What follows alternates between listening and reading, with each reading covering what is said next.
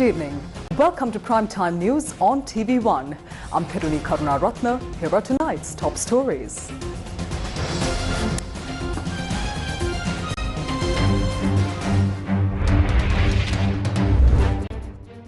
President informed on successful completion of Kandi Asala Perahara, national celebration of the International Day of the World's Indigenous People, held under patronage of President.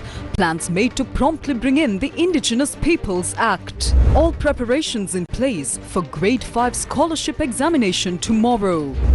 Massive ilmenite smuggling operation busted in Aruakalu Archaeological Reserve. Police seize large quantity of equipment.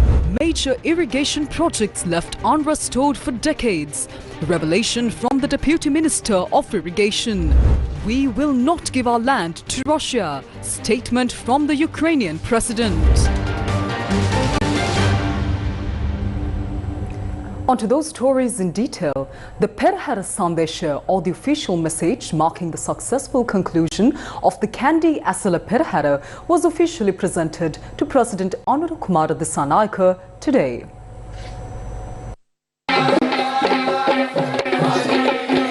In keeping with tradition, the Nilames arrived in a grand procession to deliver the message. The Sandesha was formally presented by Diyavadana Nilame Pradeep Nilangadala.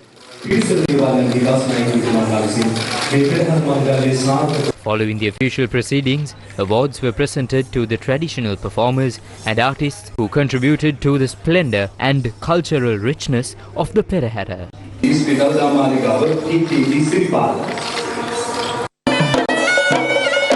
The traditional water cutting ceremony of the historic Kandi Asala Perahara was held this morning. The ritual took place at Gatambitota on the banks of the Mahavali River.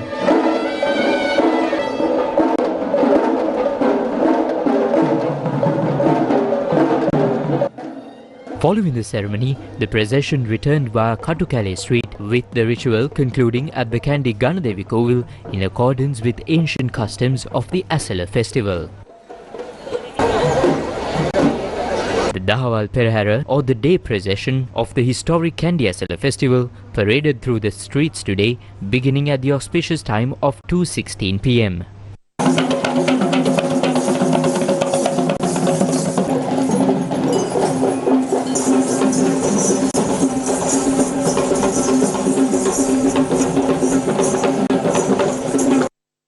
President Anurukumara Dissanayake paid courtesy calls on the Malwatu and Askiri Mahanayaka Theros this evening. The President first visited the Malwatu Mahavihara, where he met with the most venerable Thibbatuaveshri Sumangala Thero, the Mahanayaka of the Malwatu chapter of the Siam sect, and obtained his blessings. He then proceeded to the Askiri Mahavihara, where he called on the most venerable Barakhagoda Sri Jnanaratana Thero, the Mahanayaka of the Askiri chapter of the Siam sect. The national celebration of the International Day of the World's Indigenous Peoples, which falls today, was held this morning at the Indigenous Museum premises in Dambana under the patronage of President Anurukumara Dissanayake.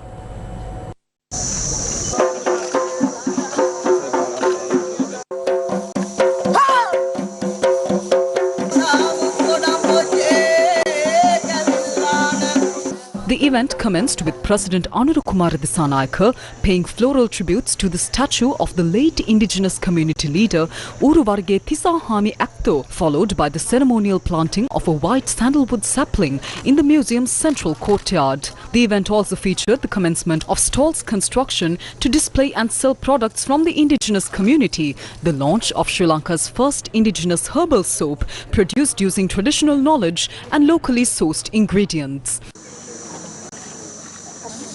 Attendees included the Minister of Buddha Sasana, Religious and Cultural Affairs, Dr. Hiniduma Sunil Senavi, and other ministers, government officials, Canadian High Commissioner to Sri Lanka and the Maldives, Eric Walsh, officials from the Canadian High Commission, and a number of invited guests.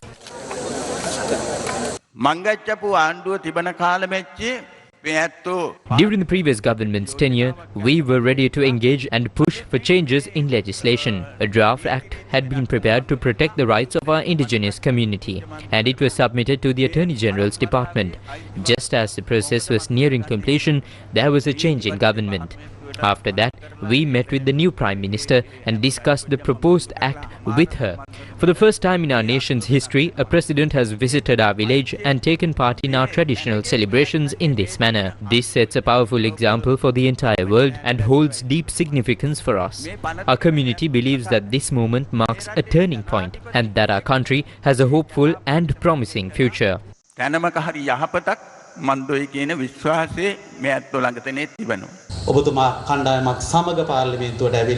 You came to Parliament with a group, met with the Prime Minister and all of us, and handed over the report regarding the recommendations for the Indigenous Peoples Act. President, those recommendations have now been forwarded to the Attorney General's Department and relevant drafting institutions. This is a highly complex and sensitive task. Why? Because it involves not only human lives and nature, but also numerous international declarations. We as a country are party too. Therefore, this law must be formulated with great fairness and wisdom. The Minister of Environment has already promised to expedite the process, and we are committed to ensuring its swift and successful completion.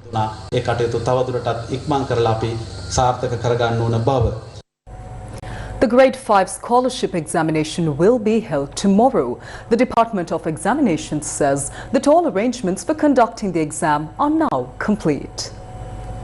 Preparations for setting up examination centres for the Grade 5 scholarship examination were carried out today.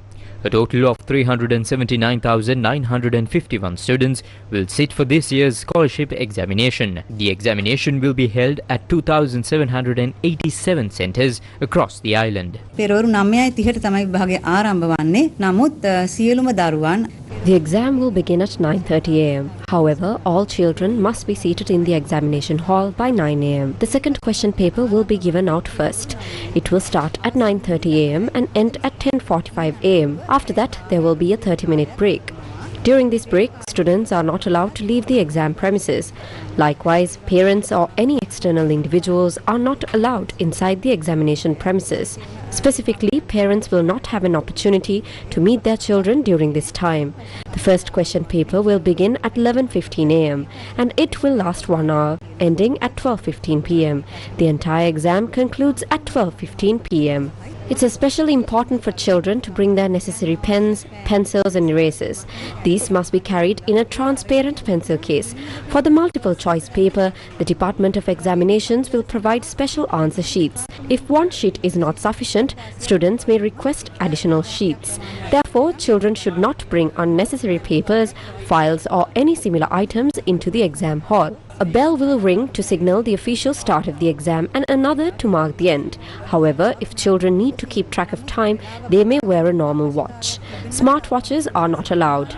Also, other digital devices such as various types of erasers with lights, cutters or any toy-like objects that some children like to keep with them, none of these should be brought into the exam hall.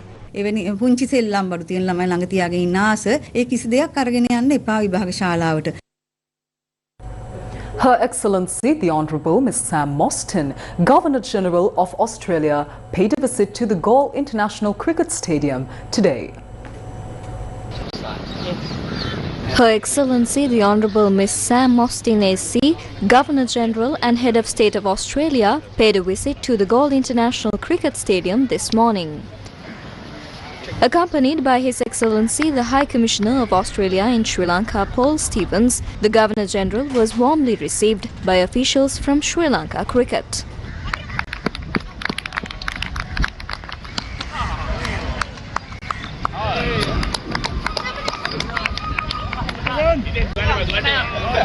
The Governor-General joined the young cricketers from the Galle District age group squads for a friendly game of cricket.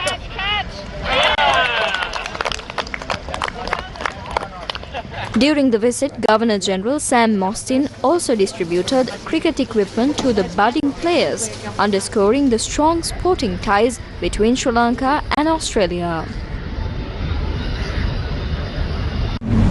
Her Excellency the Honourable Miss Sam Mostyn AC, the Governor-General of Australia, inspected a beekeeping project in Kolamadiriya, Bandaragama yesterday.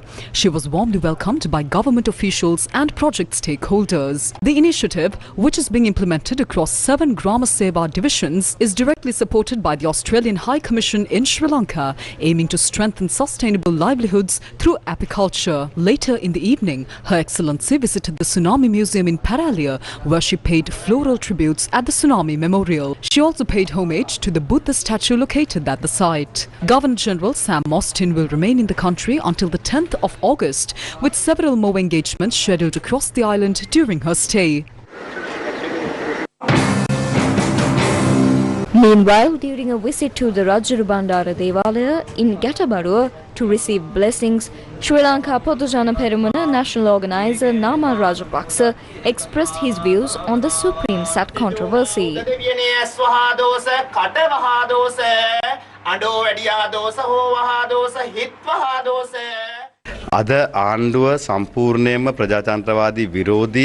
Right now, the government is acting in a completely anti-democratic manner. They are trying to steer the country towards an authoritarian regime with suppression. Back then, they accused us of these very things. But today, the same government that backed down is now suppressing all opposing views, insisting only their party's opinion should prevail in the country. Now the rocket has crashed into Palavatta, and they are trying to split the party in two because of it. That rocket is causing real damage. So I say to the government, fine, you've found who launched the rocket, but don't let that rocket split your party. If the government becomes unstable, the country will become unstable. Let's face our issues at the next election. You've already identified where the rocket came from, so now don't drop it in Palavatta. Be careful moving forward.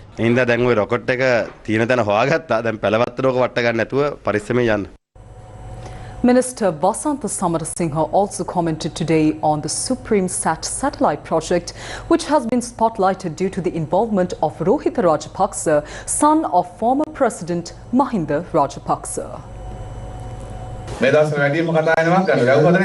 These days, everyone's talking about tanks being built, and now, once again, the rocket has come up. We've had to start digging into it seriously. A rocket has supposedly been launched into space. As a country, we absolutely have the right to launch a satellite. But here's the thing. This rocket was launched in 2012. The company, however, was only registered in May 2012, while the rocket was launched in November 2012.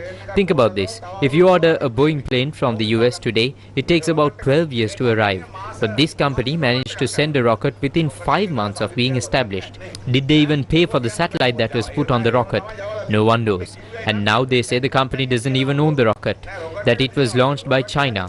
So clearly, the problem isn't the rocket itself.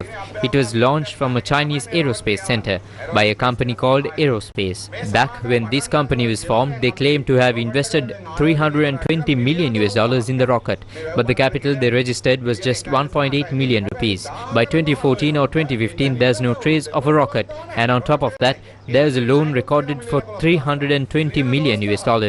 So here we are, giving away our national space rights, our access to outer space, to this company without even calling for a tender. Or if a tender was called, it was not public. This is just another Rajapaksa scam. And where is the so-called rocket man now? He was hailed as Sri Lanka's first ever space scientist or astronaut. We were told that he was a rocket scientist, but now there are reports saying even he has admitted, I didn't know anything about the rocket. I just said what I was told. In that case, we should have just launched him with the rocket, shouldn't we? That would have been perfect. The public isn't talking about this topic for no reason. Every time a government tries to get the country moving forward, some new distraction like this pops up to pull the public's attention elsewhere. ආණ්ඩුව රටේ වැඩ කරන්න මන්න පටන් ගත්තාම ජනතාවගේ අවධානය ආපහු වරයි යනවා වෙන පැතිවලට. Do you really believe that if Supreme Sat had brought such massive revenue to Sri Lanka, the Rajapaksas would have stayed silent for 13 years? These were the very people who were summoned to the FCID. And for over 13 years, they've faced accusations about this. If it had really generated income and been managed transparently, do you think the Rajapaksas would have remained quiet? Also, do you believe the Rajapaksas would ever do something that benefits the country country without ensuring some personal gain in return. Supreme Sat is not a single project. It is a collection of several projects. That company is involved in other ventures as well. The truth will be exposed very soon. You can't analyze this rocket project in isolation. You need to examine it with the entire context of all Rajapaksa related projects and how involved they were in the entire operation.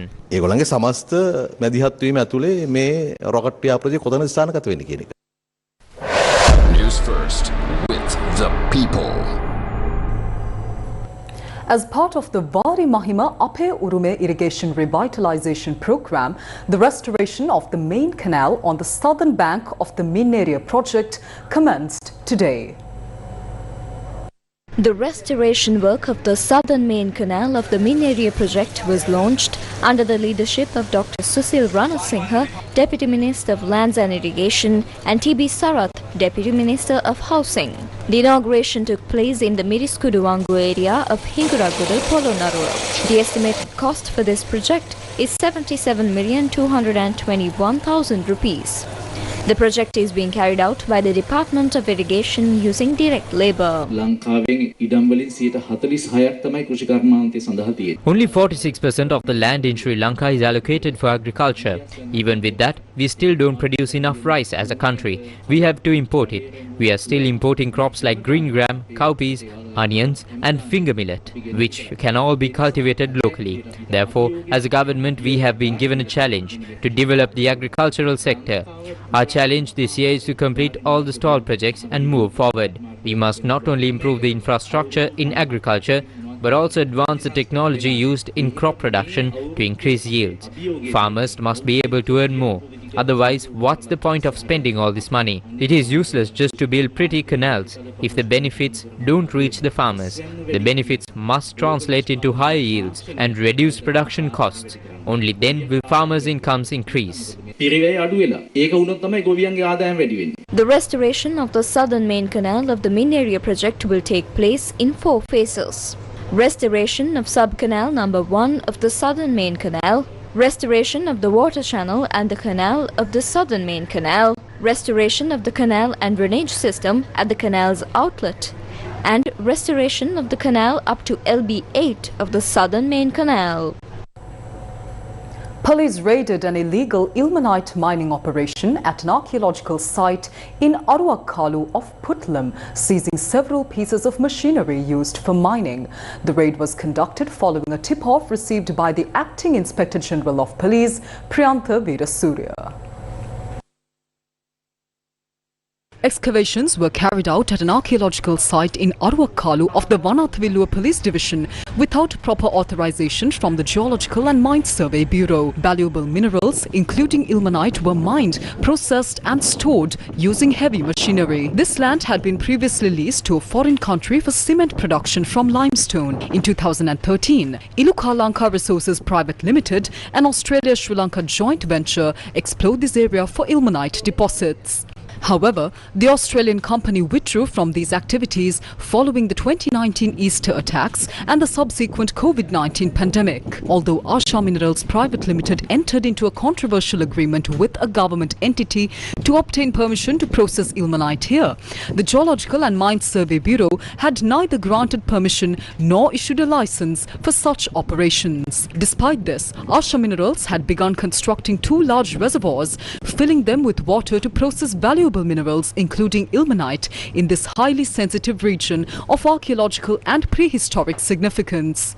Furthermore, police report that 3 additional reservoirs are currently under construction nearby in an area adjacent to the Vilpattu sanctuary, causing extensive environmental damage. Stone tools and implements used by prehistoric humans have been discovered in this area, indicating that a serious archaeological violation has taken place.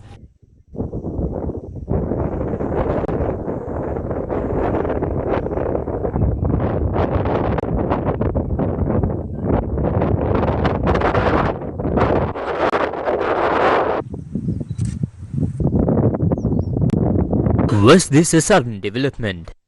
No, this issue regarding the mineral and sand collection has even been raised in Parliament. On the 7th of August 2024, parliamentarian Iran Vikramaratne questioned the Minister of Industries under the category of questions not requiring oral answers. Excerpt. Will he inform this House of the reasons and methods by which the Sri Lanka Cement Corporation entered into an agreement with a private company for exploration and development in violation of Mines and Minerals Act, the Intellectual Property Act and the fundamental rights of the Puttalam Ilmenite Company Limited, which held the necessary license for Asha Minerals Private Limited long ago. End of excerpt. Parliamentarian Iran Vikramaratne also questioned the manner and procedures through which the agreement with Asha Minerals was established. Following this raid, many details are coming to light. According to the police, the individuals involved did not possess valid mining permits. Furthermore, they had not obtained proper authorization to operate on a piece of land that is both environmentally sensitive and of high value. What was the actual loss to the country from this project? This controversial project had already come under scrutiny during the previous government, with the media raising persistent questions. At the time, several reports indicated that the country may have suffered a loss of $100 million due to serious irregularities. One of the key concerns stemmed from a 30-year agreement entered into by the Sri Lanka Cement Corporation with Asha Minerals Private Limited on the 10th of April 2023. The agreement, allegedly made without following due process and in violation of several regulatory procedures, raised many red flags. At the time the agreement was signed, Asha Minerals had a stated share capital of just 1,000 rupees, according to a daily FT report published on the 16th of February 2024. 100% of the company's shares were owned by a single individual. According to the daily FT, the Treasury representative, who was the only non-political appointee on the Sri Lanka Cement Corporation board, had voted against entering into the agreement with Asha Minerals Limited. At the time, reports also indicated that Siam City Cement, the current leaseholder, had not been informed about the agreement and had subsequently filed a complaint with the relevant authorities.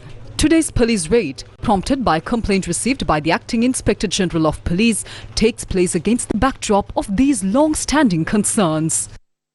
We need to find out who these people are, who is delaying childbearing. That's the millennials and Gen Z. Every parent wants a better life for their offspring. So I want something, and the world is not getting cheaper. Sri Lanka is not getting cheaper. The cost of living from 2021 to now has more than doubled. Prioritizing crucial conversations. This is Leaving No One Behind. This Sunday at 8 p.m. on TV1. The annual Academic Congress 2025 of the Sri Lanka College of Emergency Physicians was inaugurated in Colombo today. Inauguration ceremony of the annual Academic Congress 2025 of the Sri Lanka College of Emergency Physicians was held in Colombo. This Congress comes at a crucial time. Across the world, we are being called upon to reimagine health systems that are not only efficient, but equitable, inclusive and resilient. In that journey, emergency care plays a central role, often acting as the first point of contact and, in many cases, the last line of defense. As the Ministry of Health, we recognize that emergency medicine cannot be confined to hospital walls. It must begin at the point of need, in homes, workplaces, roadsides and rural clinics, and continue seamlessly to definitive care in hospitals. Our mission is to build a truly integrated home-to-hospital emergency care system, one that is embedded within our primary health care strategy and accessible to all. To make this vision a reality, we are taking decisive steps. We need to enhance emergency infrastructure in a more and more networked manner, because in emergency, networking is very important. Levels of care is very important. And just to mention one thing, we know that when you get an emergency, we take the patient to the closest hospital. When you have a good pre-hospital care system, that is not the way to do. The patient should be taken to the the most appropriate care institution, not the closest institution. For that, you need a pre-hospital care which can triage and treat, stabilize the patient and then decide on where to take. The present government is working on primary care units, about 1 unit per 10,000. I'm sure the emergency care can start there. It doesn't mean that you keep patients there, but then those units can play the role of first responder. The event brought together national and international experts in emergency medicine, policymakers and healthcare professionals from across the country.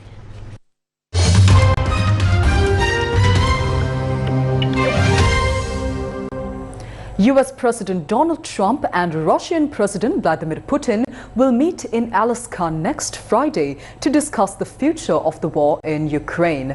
Trump announced the August 15th meeting, and it was later confirmed by a Kremlin spokesperson who said that this location was quite logical given Alaska's relative proximity to Russia.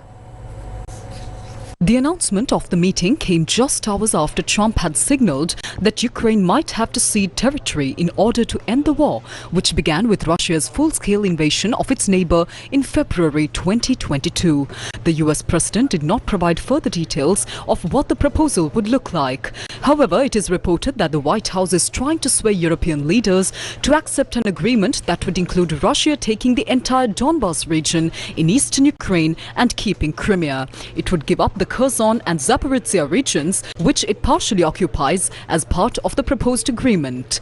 Earlier on Friday, the Wall Street Journal reported that Putin had proposed a similar agreement to Trump's envoy Steve Witkoff during a recent meeting in Moscow. It remains unclear whether Ukraine and European allies would agree to such a deal, given Zelensky and Putin remain far apart on the conditions for peace. Zelensky has previously rejected any preconditions for territorial concessions. In a statement on Saturday, the Ukrainian president reiterated, quote, "The answer to the Ukrainian territorial issue is already in the constitution of Ukraine. No one will and cannot deviate from this. Ukrainians will not give their land to the occupier. Any solutions that are against us, any solutions that are without Ukraine, are at the same time solutions against peace," unquote. He also added that his country is ready for real solutions that bring peace. Moscow has failed to achieve a decisive breakthrough in this full-scale invasion, but occupies around 20% of Ukraine's territory. Ukrainian offensives, meanwhile, have not pushed the Russian forces back.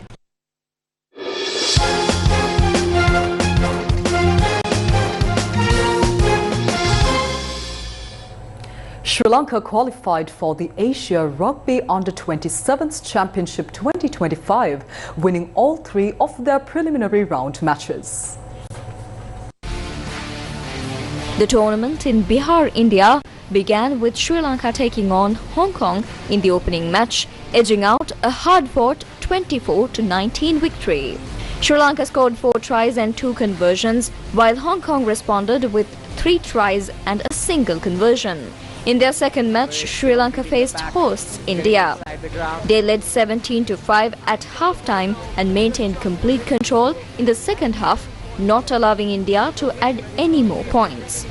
Sri Lanka added 7 more points, sealing the match at 24-5. The Sri Lanka team scored 4 tries and 2 conversions, while India managed just 1 try. In the final group match, Sri Lanka clashed with the United Arab Emirates in a tightly contested battle. The first half of the tightly contested match ended in a 12-12 deadlock.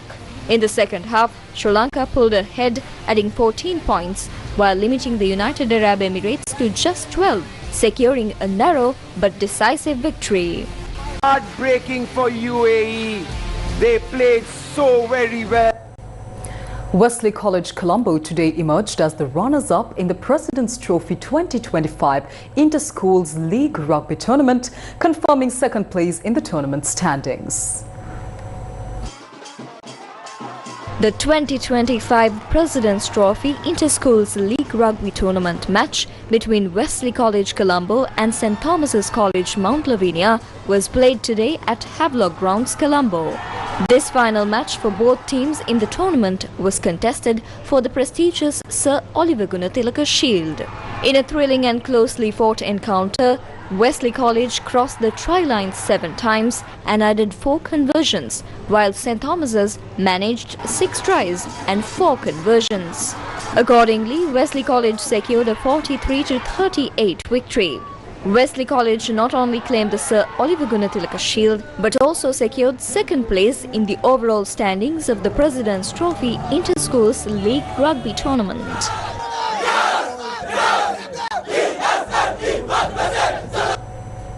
And that's a wrap of Prime Time News for tonight.